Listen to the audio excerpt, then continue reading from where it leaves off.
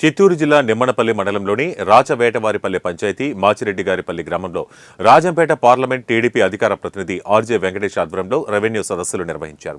ఈ సందర్భంగా భూములు కొనకూడదు, ఏ భూములు కొనాలి అన్న విషయాన్ని ప్రజలకు స్పష్టంగా ఆర్జే వెంకటేష్ తెలియజేశారు.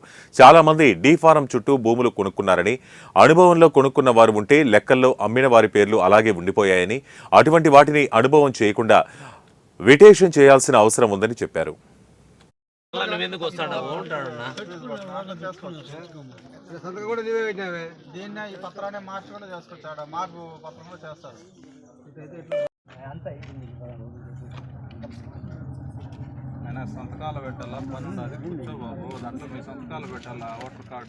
పట్టాలు అమ్మకూడదు, కొనకూడదు అనే చట్టం ఉన్నా చాలామంది వాటిని కొనడం, అమ్మడం జరుగుతూ ఉంది.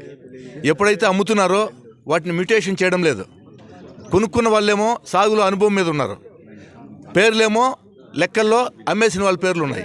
అది ఒక సమస్యకు దారితీస్తూ ఉంది. ఇప్పుడు పైగా శాంతి భద్రతలకు కూడా దారితీస్తూ ఉంది.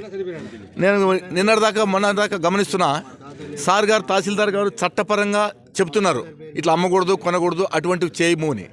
సమస్యలన్నీ ఏవస్తున్నాయంటే 100% సమస్యలు ఈ డీ ఫారం పట్టా భూములు మేము అమ్మినాము, వాళ్ళు అమ్మినారు, మేము కొనుక్కున్నాము, అనుభవంలో ఉన్నాము, మాకు పట్టా ఇవ్వండి, పాస్బుక్ ఇవ్వండి అని అంటున్నారు. తహసీల్దార్ గారు ఏమంటున్నారు, మీరు కొనడము తప్పు, అది ఎవరైతే ఉంటుందో వాళ్ళకే ఉండాలి అని అంటున్నారు చట్ట ప్రకారం. సో అది ఒక రకమైన సమస్య. ఈ సమస్యకు ప్రభుత్వం వెంటనే స్పందించాల్సింది ఏమంటే, ఎవరైతే భూమి మీద అనుభవంలో ఉంటారో వారికి కొంత వెసులుబాటు కల్పిస్తూ, ఆ అనుభవంలో ఉండే వాళ్ళు వెల్తీ పట్టాదారుల నుండి భూమి కొనింటే వాళ్ళు ల్యాండ్లెస్ పూర్, భూమి లేని నిరుపేదలైనప్పుడు ఖచ్చితంగా వాళ్ళకు పాస్బుక్, టైటిల్ డీడ్ ఇవ్వాల్సిన అవసరం ఉంది, భూ యాజమాన్య హక్కులు కల్పించాల్సినటువంటి అవసరం ఉంది. ఆ విధంగా మనము చేయకపోతే 70% సమస్యలు అదే విధంగా ఉండిపోతాయి తప్ప ఈ రెవెన్యూ సదస్సులో పెట్టిన దానికి ఉపయోగం లేకుండా పోతుంది.